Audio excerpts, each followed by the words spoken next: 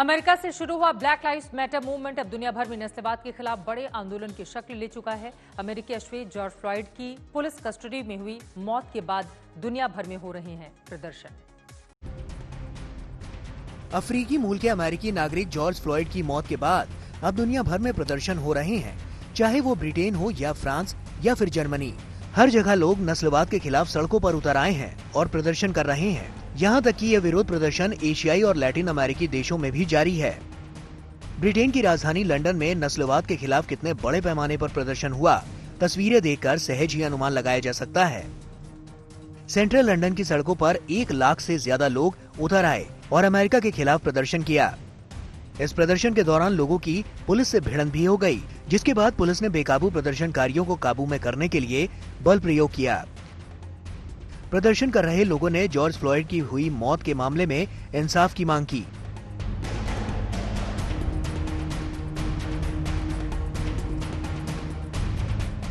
वहीं फ्रांस की राजधानी पेरिस में भी प्रदर्शनकारियों ने जमकर बवाल काटा। पेरिस की सड़कों पर पोस्टर बैनर के साथ उतरे लोगों ने न सिर्फ मार्च निकाला बल्कि पुलिस से भी भिड़ गए।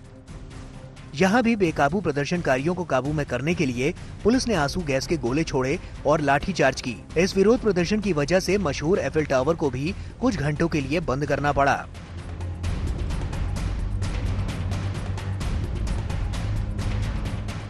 ब्रिटेन और फ्रांस की तरह जर्मनी में भी विरोध प्रदर्शन हुआ। हालांकि यहाँ हिंसा नहीं हुई। लोगों ने राजधानी बर्लिन में शांतिपूर्वक मार्च निकाला और इंसाफ की मांग की। प्रदर्शन में शामिल लोगों का कहना था कि अमेरिकी पुलिस ने जॉर्ज फ्लॉयड की बर्बर तरीके से हत्या की है। उनके परिवार को तुरंत इंसाफ मिलना चाहिए। आज तक ब्यूरो। अमेरिकी पुलिस हिरासत में अश्वेत व्यक्ति जॉर्ज फ्लॉयड की मौत के मामले में लंदन में भी जबरदस्त प्रदर्शन हो रहे हैं। प्रदर्शनकारियों ने अमेरिकी दूतावास के बाहर नस्लवाद और पुलिस बर्बरता के खिलाफ विरोध प्रदर्शन किया। पिछले सोमवार से फ्लॉयड की मौत के बाद से लोग दुनिया भर के शहरों में विरोध कर रहे थे।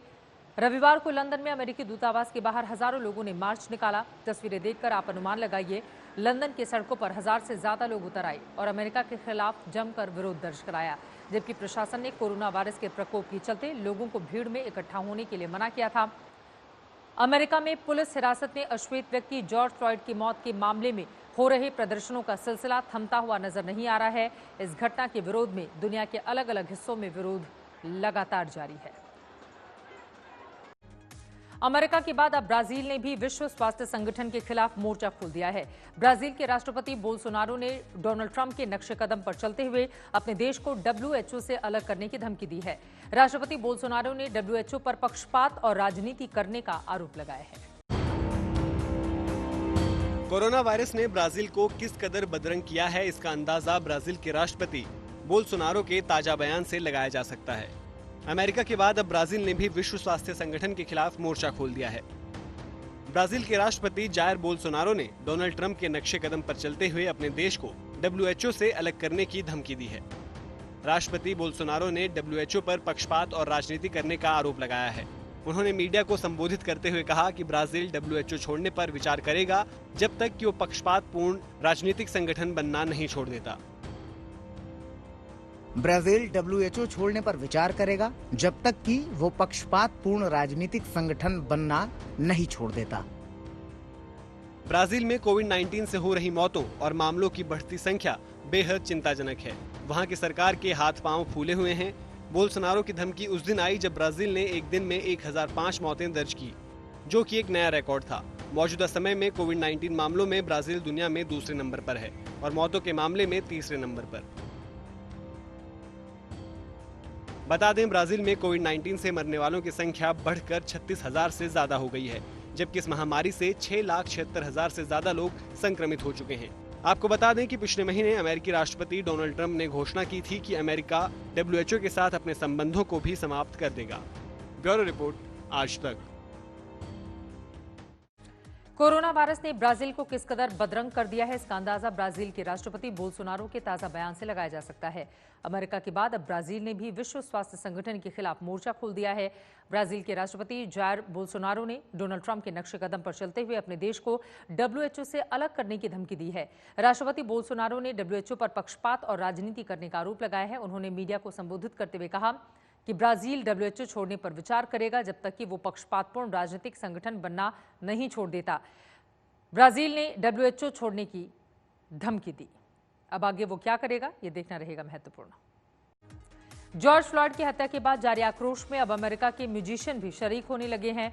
मैनहट्टन में हजारों की तादाद में इकट्ठा होकर न्यूयॉर्क के दिग्गज म्यूजिशियन ने सरकार के खिलाफ म्यूजिक मार्च निकाला और जॉर्ज फ्लॉयड के लिए न्याय की मांग की।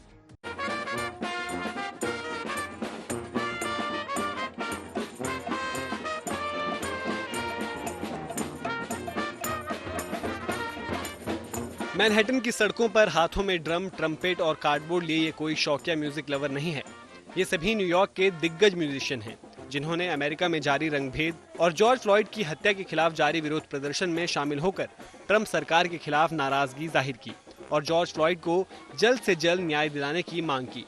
न्यूयॉर्क के बड़े संगीतकार जॉन बैटिस्टा के नेतृत्व में इस शांतिपूर्ण प्रदर्शन का आयोजन किया गया। बैटिस्टा ने इस म्यूजिकल प्रोटेस्ट में the Late Show with Stephen Colbert पर शानदार प्रदर्शन देकर लोगों को भावुक कर दिया।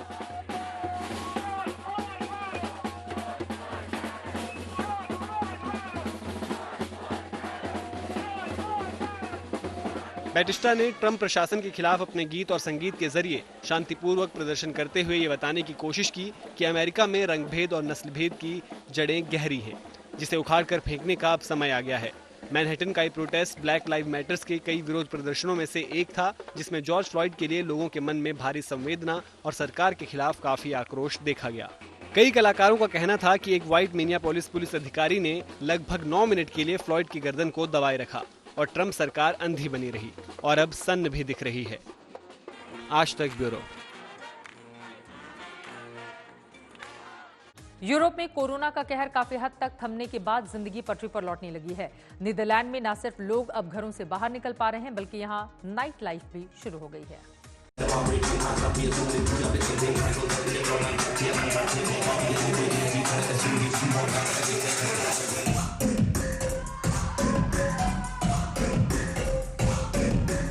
कोरोना संकट के बीच कई देशों में जिंदगी एक बार फिर से पटरी पर लौटने लगी है और लोग घरों से बाहर भी निकलने लगे हैं। कोरोना के चलते कई दिनों से अपने घरों में कैद लोगों के लिए अब अच्छे दिन दोबारा लौटने लगे हैं। कोरोना पर काबू के साथ ही कई देशों में लॉकडाउन में ढील लगातार बढ़ाई जा रही है।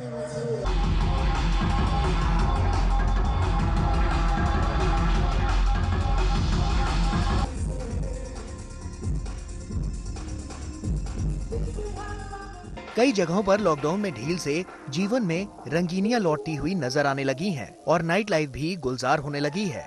मस्ती की ऐसी ही एक मजेदार तस्वीर नीदरलैंड के निजमेंगन शहर से आई है, जहां रात के अंधेरे की बजाय भरी दोपहरी में ही गीत संगीत और डांस की महफिल सजी और गम भुलाकर लोग मस्ती में झूमते नाचते नजर आए। इस दौरान सोशल डिस्टेंसिंग का भी पूरा ख्याल रखा गया और मेहमानों को कुर्सियों पर ही रहने की इजाजत थी। लेकिन जैसे ही लाइट बुझाई गई और म्यूजिक की धुन बजी, लोग माहौल में डूब गए और मस्ती में सराबोर लोग कुर्सियों पर ही थिरकने लगे। पहले लोगों को 5 फीट की दूरी पर डांस की अनुमति की योजना थी, लेकिन बाद में लोगों को कुर्सी तक ही सीमित कर दिया गया। इन प्रतिबंधों के बावजूद भी शामिल लोगों ने खूब मस्ती की और आयोजन से संतुष्ट नजर आए।